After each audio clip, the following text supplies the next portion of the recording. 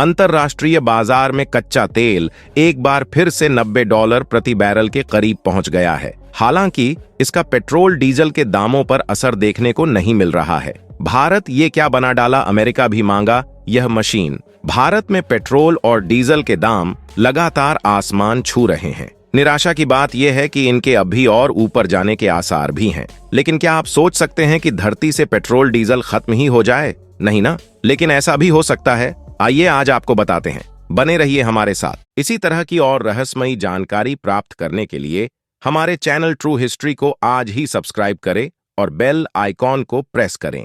अभी अभी भारत ने बनाई ऐसी तकनीक की अब पानी की तरह रहेगा पेट्रोल और डीजल, कौड़ियों के भाव बिकेंगे। पेट्रोल और डीजल, अरब देशों में आया भूचाल। अब आरओ मशीन की तरह घर में बनेगा पेट्रोल। आत्मनिर्भरता की ताकत ने पूरी दुनिया को हिलाकर रख दिया है। जी हां दोस्तों, भारत ने एनर्जी सेक्टर में ऐसी तकनीक डेवलप कर ली है जो एनर्जी सेक्टर का पूरा नक्शा बदलकर रख देगी। अरब देश के तेल का धंधा चौपट कर देगी। इसीलिए अरब देश में भूचाल आ गया है। अब अरब देश की मोनोपोली नहीं चलेगी। अभी तक इन देशों ने अपनी उंगलियों पर पूरी दुनिया को खूब नचाया, लेकिन भारत के इस कदम से यह देश खुद नाचने को मजबूर हो गए हैं। दोस्तों, पूरी खबर क्या है? दरअसल दोस्तों, भारत अब कुल ऊर्जा जरूरत का 45% हिस्सा दूसरे देश से इंपोर्ट करता है, जिसमें अरब देश से लेकर रूस, इराक और ईरान शामिल है। और क्रूड ऑयल खरीदने में भारत की फॉरेन करेंसी खर्च होती है, जिससे भारत की इकोनॉमी पर बड़ा असर पड़ता है।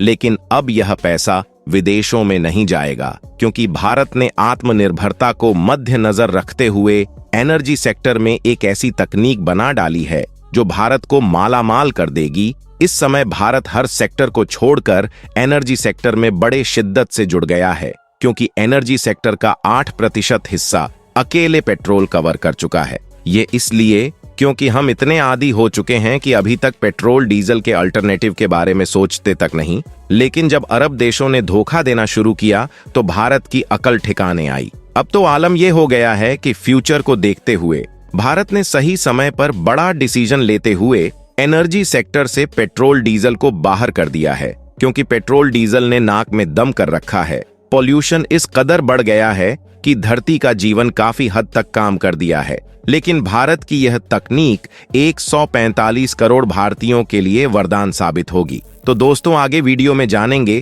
कि यह कौन सी तकनीक है जो पानी से पेट्रोल को तैयार कर देगी। अब एक नए सेक्टर में भारत ने अरब की नींद हराम करना शुरू कर दिया है। वर्तमान समय में भारत के पास दुनिया की चौथी सबसे बड़ी तेल रिफाइनरी कैपेसिटी मौजूद होने के बावजूद भी भारत पेट्रोल डीजल का नामो निशान मिटाने में जुट गया है, क्योंकि भारत जिस तरीके से हाइड्रोजन फ्यूल सेक्टर में लगातार तेजी से काम कर रहा है, इससे यही लगता है कि भारत के पास दुनिया की सबसे बड़ी हाइड्रोजन फ्यूल प्रोडक्शन कैपेसिटी होने वाली है, जिससे एल रिफाइनरी इंडस्ट्री को बड़ा झटका लगने वाला है। अभी भारत के पास जो दुनिया की सबसे बड़ी रिफाइनरी है वह है जामनगर रिफाइनरी। इसे रिलाय इंडस्ट्रीज ऑपरेट करती है, जिससे एक दिन में करीब 1.2 मिलियन बैरल कच्चे तेल को रिफाइन किया जाता है। इससे आप अंदाजा लगा सकते हैं कि इस इंडस्ट्री को कितना नुकसान होने वाला है। अब यहाँ पर समझने वाली बात यह है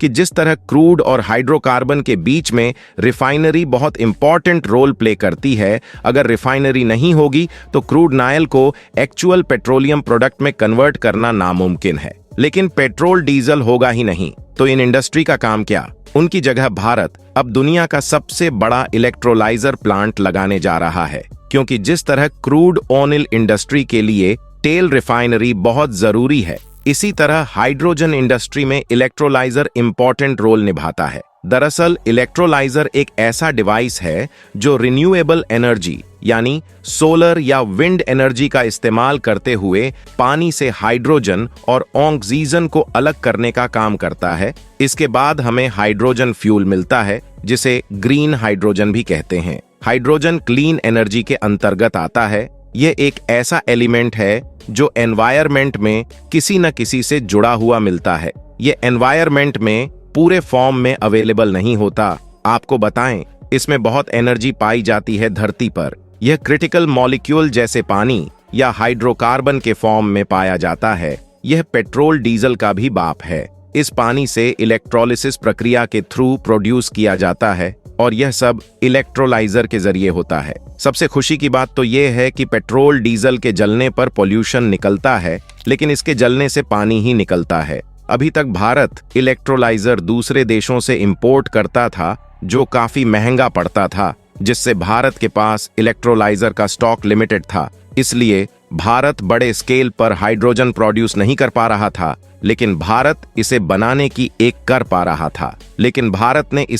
की एक ऐसी तकनीक खुद डेवलप कर ली है जो दुनिया का सबसे सस्ता इलेक्ट्रोलाइजर बनकर तैयार कर देगी। दरअसल आज एक ऐसी रिपोर्ट निकलकर सामने आई है जिससे यह सारी चीज क्लियर बताई जा सकती है कि भारत फ्यूचर में दुनिया का सबसे बड़ा इलेक्ट्रोलाइजर प्रोड्यूस करने वाला देश बनने वाला है। रिपोर्ट के मुताबिक 7 जुलाई 2023 को भारत की solar energy corporation on off India की तरफ से 8.5 गुना के इलेक्ट्रोलाइजर मैन्युफैक्चर करने के लिए कुछ कंपनी को इनवाइट किया गया था, जिसमें करीब 21 कंपनियों ने पार्टिसिपेट किया। इसके अलावा हाइड्रोजन प्रोड्यूस करने वाली कंपनियों को भी इनवाइट किया गया था, जिसमें करीब 1414 कंपनियों ने पार्टिसिपेट किया था। और इस बार स्टार्टअप में छोटी कंपनियां नहीं, बल्कि बड़े बड़े दिग्गज कंपनियों ने पार्टिसिपेट किया। अगर हम इलेक्ट्रोलाइजर इंडस्ट्री में कुछ दिग्गज कंपनियों की बात करें तो उसमें रिलायंस जैसे प्लेयर ने पार्टिसिपेट किया। टोटल कैपेसिटी 1.5 गुना की थी,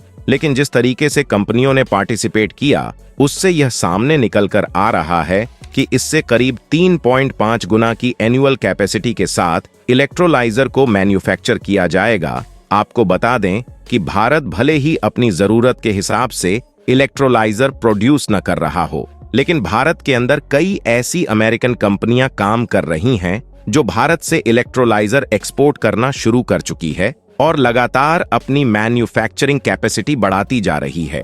और आपको बता दें, इस साल का टारगेट है कि भारत के अंदर करीब 45 लाख टन ग्रीन हाइड्रोजन को प्रोड्यूस किया जाए। इसके लिए इलेक्ट्रोलाइजर सबसे के जरूरी डिवाइस मानी जाती है कि इससे करीब 3.5 गुना की एनुअल कैपेसिटी के साथ इलेक्ट्रोलाइजर को मैन्युफैक्चर किया जाएगा।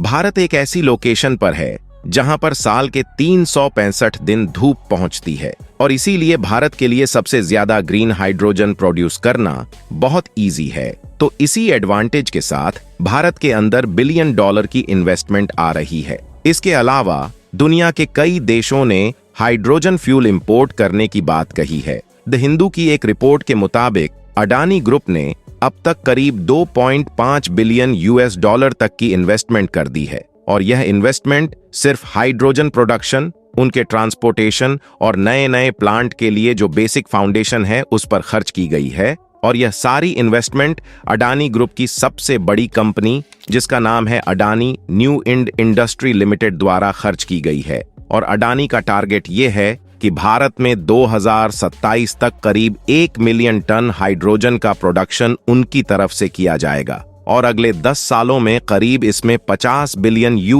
तक की इन्वेस्टमेंट की जाए कि साथ ही 30 लाख टन हाइड्रोजन का प्रोडक्शन किया जाएगा, जिससे हम अमेरिका, यूरोप, मिडिल ईस्ट या फिर कहीं दुनिया के हर कोने तक एक्सपोर्ट करने की तैयारी में है। तो दोस्तों, भारत को जल्द से जल्द इलेक्ट्रोलाइजर प्रोड्यूस करना शुरू कर देना चाहिए। दोस्तों, आप अपनी राय कमेंट में जरूर बताइए और अपने दोस्तों तक इस वीडियो को शेयर करें ताकि उन्हें भी जानकारी मिल सके और वीडियो अच्छा लगे तो वीडियो को लाइक और जाते जाते चैनल को सब्सक्राइब करना बिल्कुल ना भूलें। मिलते हैं किसी और वीडियो के साथ, तब तक के लिए धन्यवाद।